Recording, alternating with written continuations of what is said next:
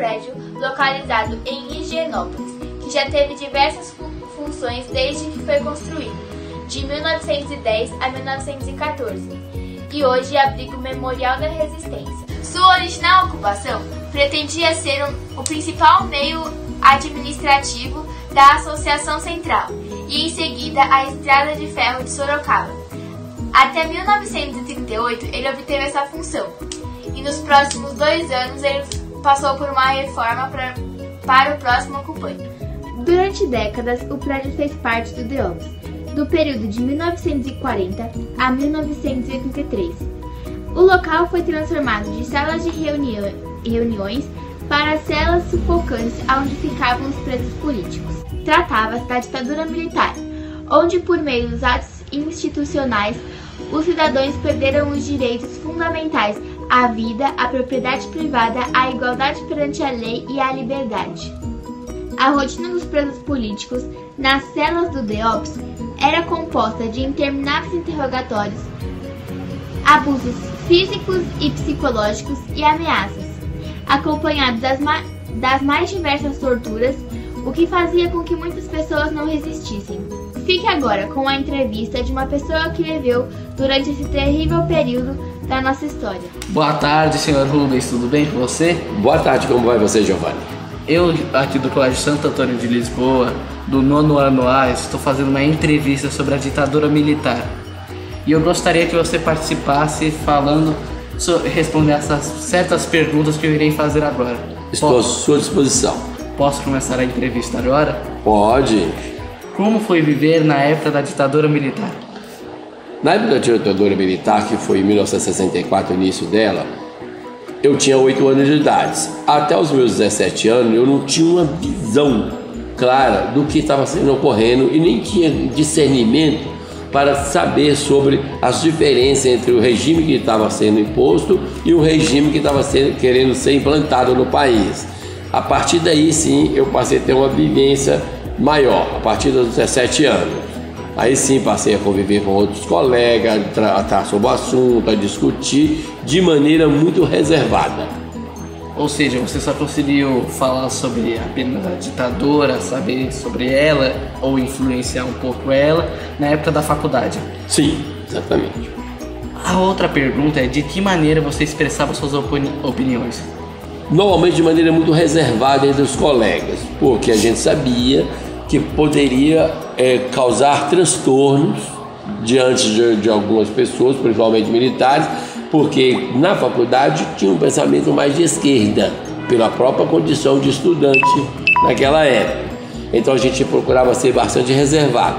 Porém, a maneira de comunicar, além de ser entre os pares reservada, ela via muita informação através de revistas, livros e folhetos que eram publicados na época. A outra pergunta é do que você tinha mais medo durante a época da ditadura? Durante a ditadura, por eu morar no interior de Minas Gerais, e as ditaduras em si ocorriam mais nas grandes cidades do país, que eram as capitais e as cidades industriais, as cidades importantes, onde havia a elite intelectual do país. Então eu não sofri muito essa questão da pressão, do medo, nem nada, porque o interior não havia um movimento em si. Não era influenciado? Não era influenciado. Sua condição financeira na época era boa?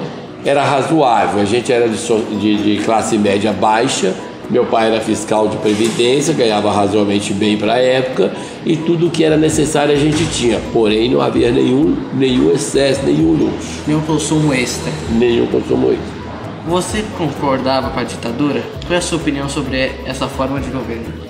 Em princípio, até os 18 anos, como homofóbico, eu falei com você, não tinha muita visão. A partir da faculdade eu passei a ter um pensamento contrário, porque os estudantes naquela época tinham a tendência a ter um pensamento mais de esquerda, certo? Muito influenciado também pelas artes, as novelas, os filmes, a música, as influências vinham muito através disso, tá? Então, outra pergunta. As notícias. A opinião. Eu não tinha uma visão muito clara para dar uma opinião de que eu não parti para a luta, porque não havia uma influência muito forte. Então a minha opinião era mais de discussão entre os colegas, tá? Certo. E a última pergunta, você já foi ou conhece alguém que foi preso na ditadura por oposição política? Por morar no exterior e não ter convivido a atividade, tanto militar quanto a atividade de guerrilhas, não tive essa oportunidade, não conheci, salvo através de publicações. Só através de notícias mesmo? Só através de notícias.